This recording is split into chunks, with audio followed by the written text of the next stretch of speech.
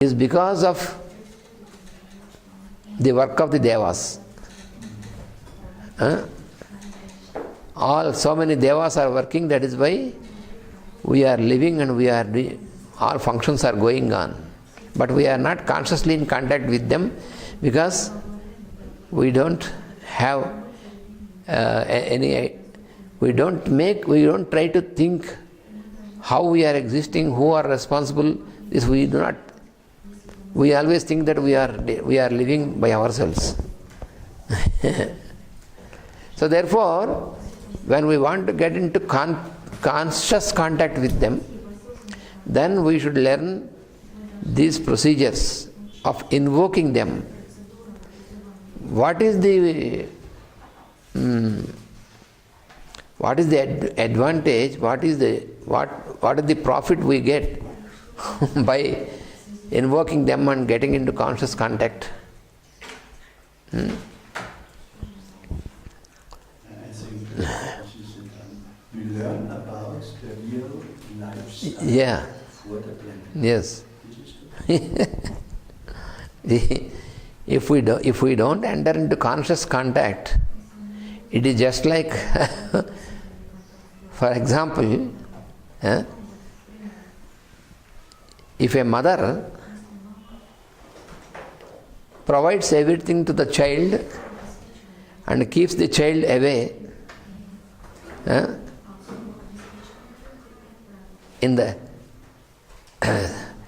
if the mother feels, for example, if the mother has a baby and the baby will be crying and disturbing, and especially at night when the baby is crying, it's a disturbance. So many mothers, especially in the Occident, if you can excuse me, I have seen that you keep the child, you keep everything, you put a pads and all this and put in the cradle, and if the child weeps also, then there will be a bottle of milk besides. So everything, so that the mother doesn't want to be disturbed by the child. So they keep the child away and she sleeps with her husband or so. So the child has a bottle of milk, the child has everything, but the child has everything which is provided by mother only, but there is no presence of the mother. And this means for the child you protect. Yes.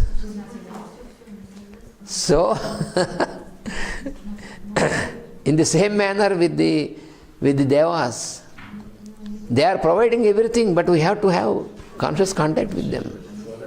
For us also. The masters, they are. Yes. We work with them, they protect us. They protect us.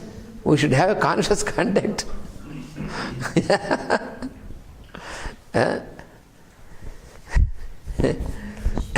the mom is so big so we don't see. Mom might be so big. In childhood, for the child for some time, for some certain age, until child can be independently, so till that time child needs the protection and the physical feel. Child should feel secure only when the mother is present. That is natural. It's a guidance. But if any mother feels disturbed by the child's presence, that is something wrong. First time when I came to Geneva, an young lady, after the lecture, she said, I have some question. I want you to, I have a problem.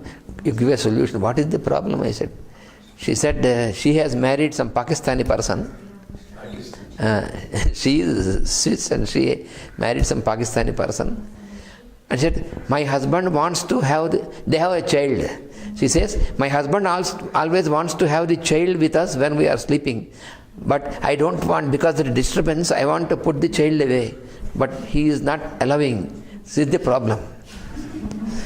I said, you have You have asked a wrong fellow. I am a wrong fellow for you to answer this. Because I am also from the same culture. It may be Pakistan or India, it is the same culture. So I said, I also recommend the same. Why?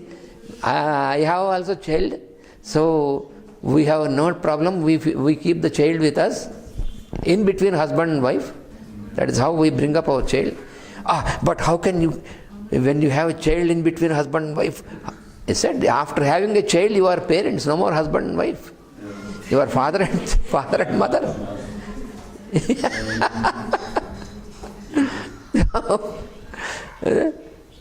So she was shocked for my answer. She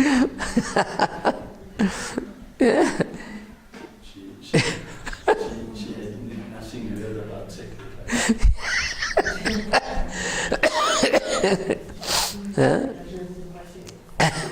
So therefore, worship of gods or worship of masters is to have this conscious contact, constantly to be in the presence. So this presence is not always physical, but the presence. When you can experience the presence, you feel secure. That is the first thing. For children are playing, for example, even though they will not see the mother directly, but they knew our mother is nearby, they feel secure. Yes. So that is why you see once in a while the child comes and looks at the mother and plays. It's natural. They feel secure. In the same manner, we feel secure by the presence of our master, guru, or the devas. We feel secure. We are children of God.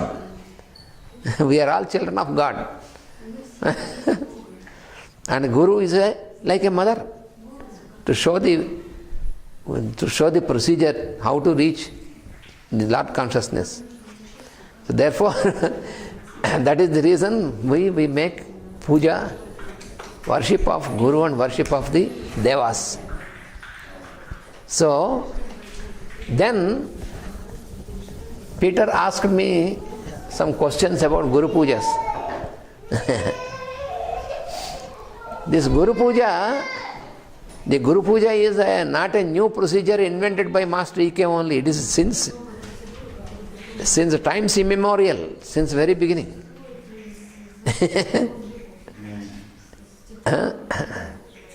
Since the beginning of the human race itself, this procedure is given by the rishis, by the masters who have presided over this human kingdom. The masters, those coming from the higher energies. Yesterday Punaya, in the morning class in spiritual astrology, he explained that all the evolutionary process is presided over. It made a beginning by those coming from higher energies. They were the first people who were existing. So they give all the types of procedures which are required for the human evolution.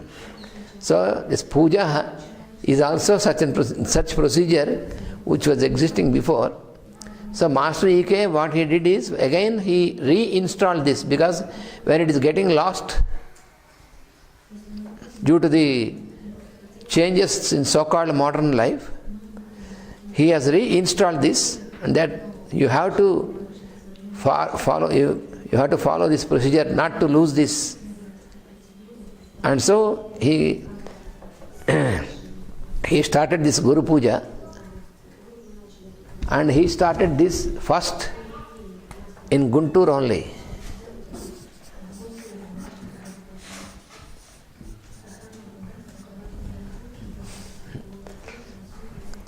But these people of the now present world, they make all these things that it was started by Master at Visakhapatnam in 1965. That is not true. They give some date and say it was started in Visakhapatnam, but first he started in Guntur. It was Guntur, in the same place he started where we are performing Guru Puja, in this Ramanam Kshetram, because that is a very holy place. Many saints of India, they came to the place. And since last 80 years, without interruption, there is chanting of this Lord's name is going on continuously at that place. Day and night. You have seen, even night also, in the temple they sit and they keep singing. How many years? 80. 80? Yes. Since 80 years, day and night without interruption, this chanting of Hare Rama, Rama Rama, Hare, Hare Krishna, Krishna Krishna, Hare. This is the year in New Age. Yeah. So this. So at what age Master Eke started? Master Eke started Guru Puja at that place. That place is existing before. That is what I am telling.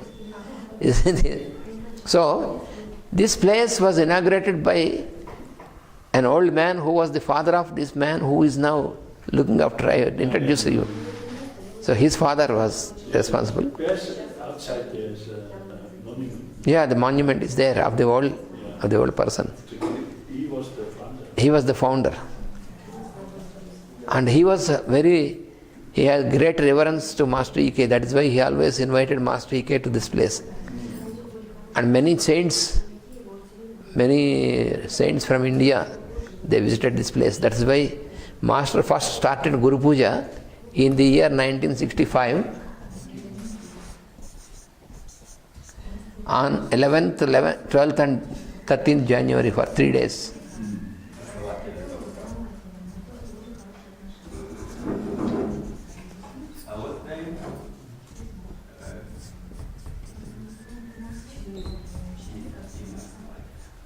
And the place is called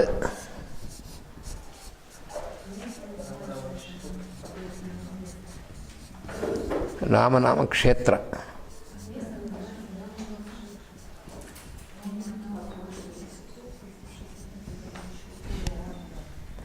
Kshetra means field. Kshetra means field. It's a place where continuously Ramanama, the name of Rama is continuously, because the temple of Rama. It's the temple of Rama. So Master started this Guru Puja in 1965 at that place in January. In the temple or in the place? Yes, in the place, in the temple. In the temple, we have the small hall, Rama temple. The hall is there. So in that hall, because they are all, the present person, the son of this old man, was also student of Master in the college with Punnaya. They were all Punnaya, and these are many people, many of the present our generation, they are the students in the college also in Guntur.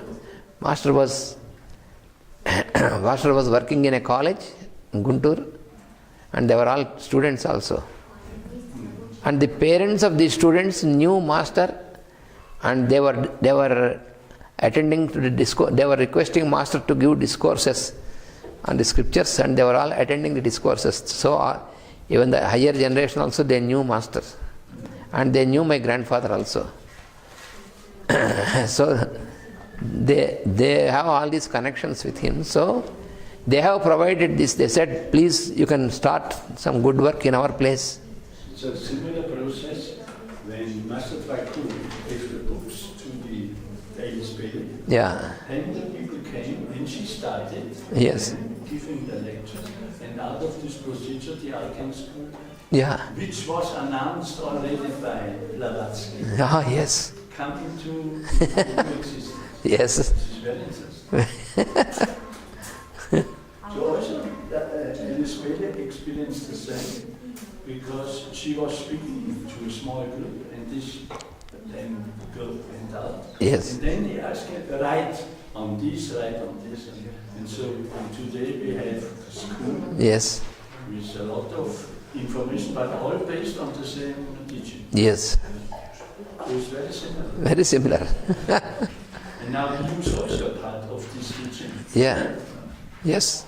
For me, this is a very joyful situation. Yes. I was working with this group for about 50 years. Yes. So, So after, Peter was asking the name of the person who founded this. who founded this kshetram? His name was Anjaneyulu.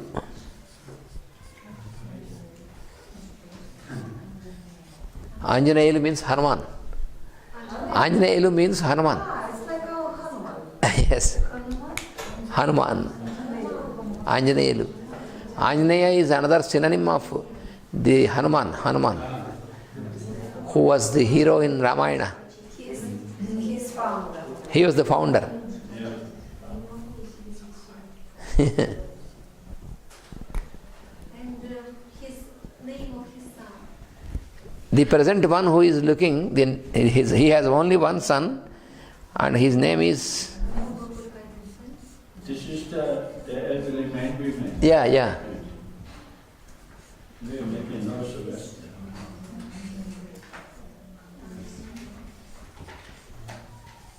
Rama Pichaya.